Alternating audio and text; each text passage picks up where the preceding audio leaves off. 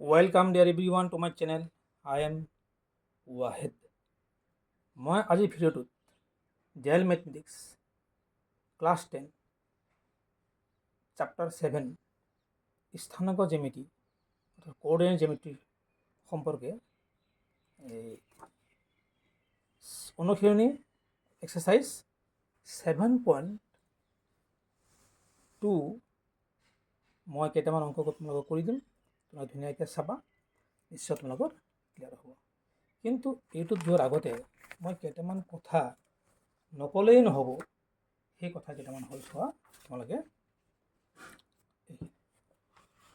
এইখিনি চাবা। তোমালোকে ইয়াত হ'ব স্থানাংক জ্যামিতি, কোঅৰ্ডিনেট জ্যামিতি, বিভাজন সূত্ৰ, ছেকশ্যন ফৰ্মুলা জানিব লাগিব। এ বি এই ৰেখাডালক যদি পি বিন্দুটোৱে দুটা ভাগত ভাগ কৰে আৰু সেই ভাগ কৰা অনুপাত দুটা যদি M1 M2 হয়, তেনেহ'লে এই M1 M2 অনুপাত হ'ব ইয়াত XY, X1 Y1, X2 Y2। M1 by M2 এই যিটো M1 আৰু M2 অনুপাত হ'ব X minus X1 by X2 minus X। এইটো আমি অলপ বেলেগ ধৰণে ওলাব পাৰোঁ, Y দি ওলাব পাৰোঁ। M1 by M2 equal to এই যে Y minus Y1 by Y2 minus Y। ইয়াৰ পৰা আমি এইটোৰ পৰা আমি Xৰ মান উলিয়াব পাৰিম, এই Xটো উলিয়াব পাৰিম আৰু Yৰ মানো উলিয়াব পাৰিম। তোমালোকে ধুনীয়াকৈ চাবা, ইয়াতে মই দি দিম, তোমালোকক চাবা। ইয়াত চাবা, এইটোৰে যদি এইটোক মই পূৰণ কৰোঁ তেতিয়া কি হ'বগৈ, M2X আৰু এইটো পূৰণ কৰি কি হ'ব, মাইনাছ M2X1 ইকুৱেল টু এইটো পূৰণ কৰি কি হ'ব, M1X2 মাইনাছ M1 আৰু X পূৰণ কৰি কি হ'ব, M1X। ইয়াৰ পিছত চাবা তোমালোকে, মোৰ Xৰ মান উলিয়াব লাগেতো, গতিকে Xটো আমি ৰাখিব লাগিব। তো সেইকাৰণে আমি এইটো ইফালে ল'ম আৰু এই X থকাটো আমি ইফালে আনিম, প্লাছ হৈ গ'ল, মাইনাছ আছে, গতিকে M1X। ইয়াৰ পিছত আমি চাম, আমি এইটো ইয়াত ৰাখিলোঁ M1X2 আৰু এইটো ইফালে লৈ গ'লোঁ, প্লাছ হৈ গ'ল M2X1। এতিয়া আমি চাব লাগিব, ইয়াতে আমাৰ কমন কি যাব, X কমন, গতিকে X কমন গ'ল। এতিয়া M2 প্লাছ M1 থাকিল।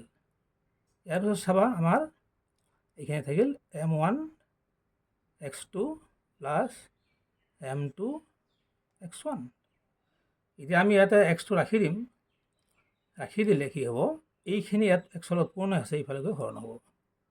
এতিয়া চাবা তোমালোকে, M1X2 প্লাছ M2X1 বাই M1 প্লাছ M2 লিখিব পৰা যায়, কাৰণ যুগত উলট পালট কৰিলে অসুবিধা নাই, গতিকে M1 প্লাছ M2।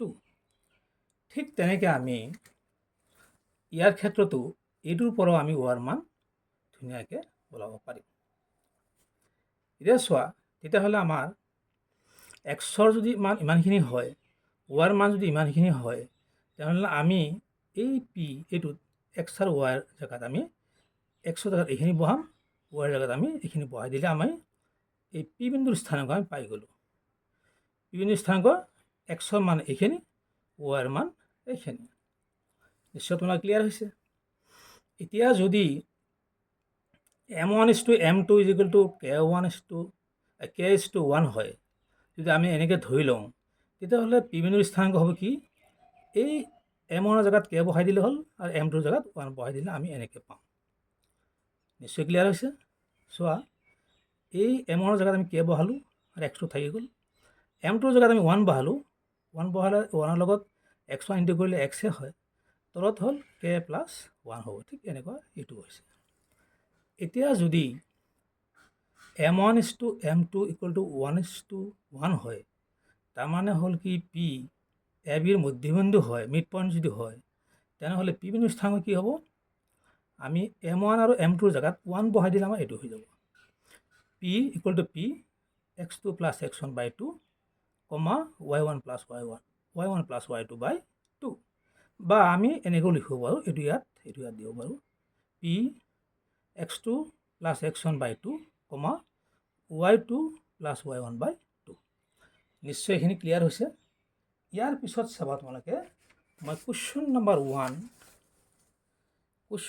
1 তোমালোকে সুবিধা হ'ব, ধুনীয়া হ'ব। এই তোমালোকে এইটো জানা যে কুৱেশ্যন নম্বৰ 1ত কি কৈছে তেওঁলোকে, চাবা তোমালোকে ধুনীয়াকৈ। কুৱেশ্যন নম্বৰ 1ত কি কৈছে, ইয়াত কৈছে যে -1 7 আৰু 4 -3ৰ সংযোগী ৰেখাখণ্ডক 2:3 অনুপাতত ভাগ কৰা বিন্দুটোৰ স্থানাংক নিৰ্ণয় কৰা। মই ইয়াতে কি কৰিছোঁ যে ভাগ কৰা বিন্দুটো হ'ব কি পি, আৰু পি ধৰি লৈছোঁ XY স্থানাংক। গতিকে আগৰ হেৰিত আমি পাইছোঁ, ফৰ্মুলাবিলাকত পাইছোঁ যে এক্সৰ মান m1 x2 + m2 x1/m1 + m2।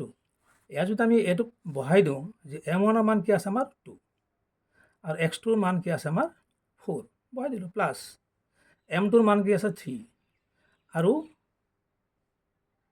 x1ৰ মান আছে কি -1, আছে কি m1 m2 প্লাছ কৰি দিলোঁ। গতিকে এইটো কি হ'ব 8 আৰু -3/5, 5/5 = 1 হৈ গ'ল। ঠিক তেনেকৈ আমি y ৰ মান উলিয়াব পাৰিম। y = m1ৰ মান কি আছে, এই 2 আছে, y2ৰ মান কি আছে আমাৰ -3, এই -3, প্লাছ m2ৰ মান কি আছে 3 আৰু y1ৰ মান আছে কি 7 বহাই দিলোঁ, m1 m2 প্লাছ কৰি দিলোঁ। 3 × 6 -6 হৈ গ'ল, প্লাছ 3 × 7 = 21, 5/5 হৈ গ'ল। এতিয়া 21ৰ পৰা -6 গ'লে 15 থাকে, 15/5 হৈ গ'ল। গতিকে 5ৰে 15 ডিভাইড কৰি কি হ'ব 3 হৈ যায়। এক্সৰ মান আমি কি পালোঁ 1 পালোঁ, আৰু ৱাইৰ মান আমি কি পালোঁ 3 পালোঁ। গতিকে এক্সৰ মান 1 আৰু ৱাইৰ মান 3। গতিকে পি বিন্দুটো হ'ব কি আমাৰ 1, 3।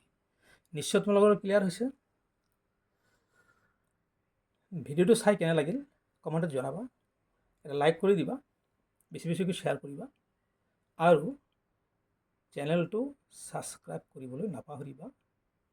Weight for my next video'. Thank U.